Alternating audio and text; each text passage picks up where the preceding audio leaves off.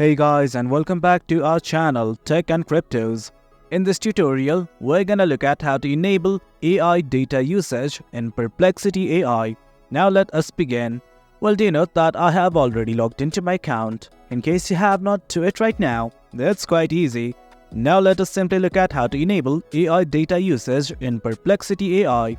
Initially, what you guys have to do is simply go to Settings. At the bottom left corner of the screen, right next to your username, you can see a button like this that is Settings. Click on it right now.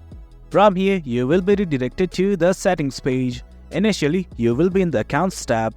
What you need to do is simply stay on it. And right here in the Accounts tab, if you simply scroll down, at the very bottom, you can see something called as AI Data Retention. Do note that it is toggled on. In case you have not, simply click on this button right here and toggle it on. And guys, that is it. That's how we enable AI data retention or AI data usage in Perplexity AI. It is quite easy. Hope you guys found this video informative, and for more content like this, do remember to hit like, share and subscribe. Your support fuels us. Until next time, thank you.